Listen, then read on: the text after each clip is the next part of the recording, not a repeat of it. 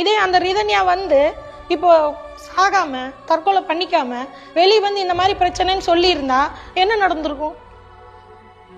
ஒன்றுமே நடக்காது. இந்த புள்ள சண்டை போட்டிருக்கோம், இது அடங்கியிருக்காது, இது வேற யாராவது லவ் பண்ணியிருக்கோம், இப்போ இதுக்கு எப்படி பிரச்சனை பண்ணுது? அதே எப்படி கல்யாணம் ஆன 2 மாதத்துக்குள்ளே ஒருத்தன் டார்ச்சர் பண்ணுவானா? நம்மளாம் இத்தனை வருஷம் பொழைக்கலையா, அதுக்குள்ளே எப்படி அவன் அப்படி பண்ணுவான்? இதைத்தானே இந்த உலகம் பேசியிருக்கோம். இப்போ அந்த பிள்ளை செத்து போனங்காட்டிக்கு உடனே எல்லாம் தியாகி ஆயிட்டானுங்க, எல்லாம் மகாத்மா ஆயிட்டானுங்க.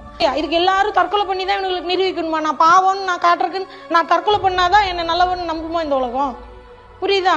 அத்தனை பொம்பளைகளுக்கு சின்ன 3 வயசு குழந்தைங்க, 1.5 வயசு குழந்தையிலிருந்து 60 வயசு கிழவி வரைக்கும் செக்ஸ் டார்ச்சர் கொடுக்குறவனுக்கு தானே இவனுங்க.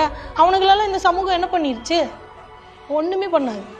இதையெல்லாம் நம்ம பழகிக்கணும், இதையெல்லாம் கடந்து போகிறதுக்கு நம்ம கற்றுக்கணும்.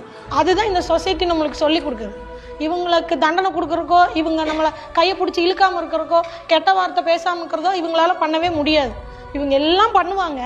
ஆனால் அதை நம்ம பார்த்து தற்கொலை பண்ணிக்காமல், மறத்து போகாமல், மானரோஸ் இல்லாமல், ஸ்ட்ரென்த் மைண்டை ஸ்ட்ராங்காக வச்சு நம்ம இதுக்குள்ளேயும் நம்ம குடும்பத்துக்காக போராடி ஒழுக்கமாக நேர்மையாக இந்த வாழ்க்கையை வாழணும். ஆனால் அவனுங்க அப்படி தான் இருப்பாங்க இல்லையா? இந்த உலகம் அப்படி தான்.